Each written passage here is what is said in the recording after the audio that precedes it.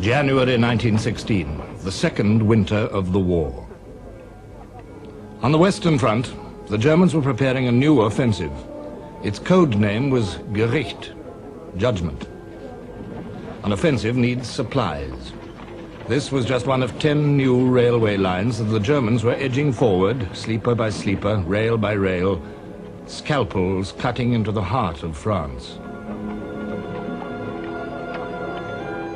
A few miles away to the west, 10 miles behind the French line, lay their objective, Verdun. Verdun was the great fortress whose name had for centuries not ceased to haunt Germanic imaginations. It was the great advanced citadel of France, the principal bastion of her eastern frontier, whose fall, resounding throughout Europe, would efface forever the victories of the Marne and the Isère. In 1914, before the Battle of the Marne, it had stood like a rock against German assault. Had it fallen, Paris, even the war, might have been lost. It was the hinge and pivot of the whole Allied line, jutting like a huge elbow into the German positions. On the map, Verdun's defenses looked formidable. Between the town and the front line, 10 miles to the north, were a ring of forts, some 20 large and 40 small ones. Strongest of them all, cornerstone of the whole system, was Douaumont. Forts like these had been built to be impregnable. In fact, Verdun was one of the weakest points in the whole Allied line. In the previous summer, French General Headquarters had begun to strip the forts of their guns. By now, January 1916, over 200 guns had been removed from the forts for mobile use elsewhere, together with a vast amount of ammunition. There is no evidence that the Germans knew how weak the forts were. Their decision to attack Verdun was taken for quite different reasons, and it was taken by one man, Generalleutnant Erich von Falkenhayn, chief of the German General Staff. In December 1915, he had written to the Kaiser, "The strain in France has about reached breaking point. A mass breakthrough, which is in any case beyond our means, is unnecessary. Within our reach, there are objectives, for the attention of which the French General Staff would be compelled to throw in every man they have. If they do so, the forces of France will bleed to death." Falkenhayn's directive to the staff of the German Fifth Army spoke only of an offensive in the direction of Verdun. There was no mention of capturing the city. But the Crown Prince William, the Kaiser's eldest son, who commanded the Fifth Army, had other ideas. The objective is to capture the fortress of Verdun by precipitate methods. It was this discrepancy in interpretation which was to cost Germany dear. 140,000 men were assembling for the attack. Entire villages behind the lines were evacuated to make room for them. Most impressive of all were the guns that were to do the bleeding white. The guns came from as far away as Russia and the Balkans. Siege mortars, naval guns, quick-firing guns, field guns, mine throwers, 1,200 guns in all.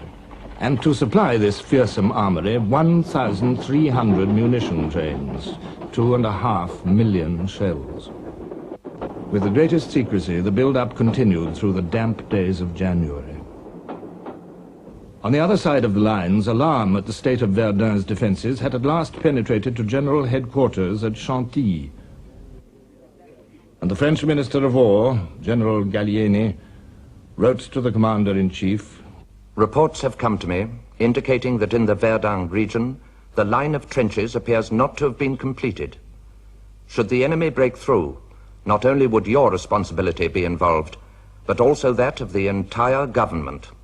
Joffre replied, "Nothing justifies the fears which you express in your dispatch." German planes patrolled the forward area in strength, waiting to pounce on any French reconnaissance planes. They had complete air superiority. They had assembled the greatest concentration of air power ever employed in war so far. 168 planes at Verdun. and a large number of observation balloons. Even Joffre became apprehensive. Our minister to Denmark telegraphed that a German offensive was being talked about. This was immediately confirmed by news from Switzerland of the concentration of 400,000 men in the region of Verdun. A regiment of engineers was immediately sent to Verdun to strengthen the defenses on the east bank. Time was running out. German deserters were crossing the lines in ever-increasing numbers with stories that all leave had been cancelled, that something terrible was about to happen. Men, and still more men, marching towards Verdun. They were old hands, these men. Old hands of 25 or 30, many already wounded in action, toughened by 2 years of war. Westphalians from Münster, Düsseldorf, and the Ruhr. Men from Hesse, descendants of those who had fought as mercenaries against Napoleon and for him. Brandenburgers from Berlin, one of the elite units of the German army. 3 of the crack army corps of the German army, 72 battalions.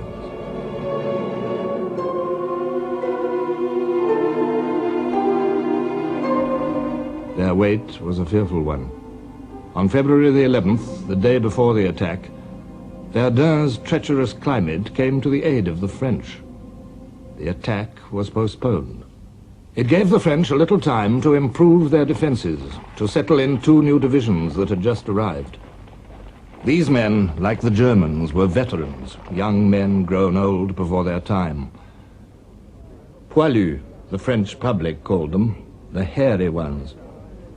It was a nickname they disliked. Few of them fought any longer for such noble aims as the recovery of Alsace and Lorraine. They fought for the remaining land of France. And so they waited. 34 battalions of them, 30,000 men. Ill-prepared, outnumbered by over 2 to 1, and by much more in guns. The hour is near. In our wood, the front trenches will be taken in the first minutes. My poor battalion, spared until now. The dawn, February the 21st. 20 miles behind the German lines, a Krupp's 15-inch naval gun raised its barrel from its camouflage netting.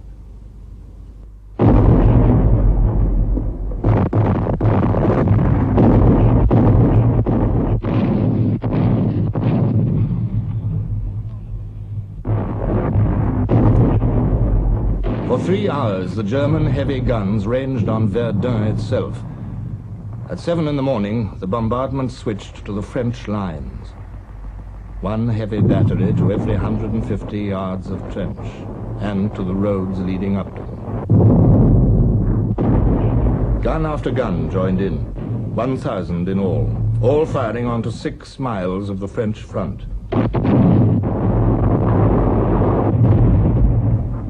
To the French, cowering in the woods of the East Bank, the air seemed solid with whirling fragments. The shells appear like great ghosts, axing the trunks, mangling the branches into hanging shreds.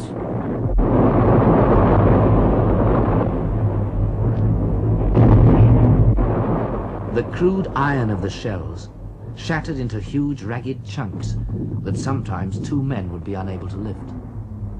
Men were squashed, cut in 2, or divided from top to bottom, blown into showers, bellies turned inside out and scattered anyhow, skulls forced bodily into the chest, as if by a blow with a club. Here and there in the front line were a few men who by chance escaped. In all our minds we had the same thought, that everyone to right and left had been killed. A German airman reported, "It's done. We can pass.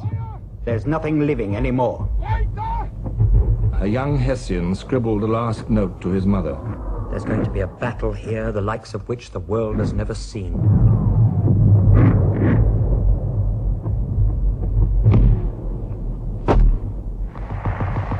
The Germans had 8 miles to go. Their fighting patrols slipped forward like a dentist's probe.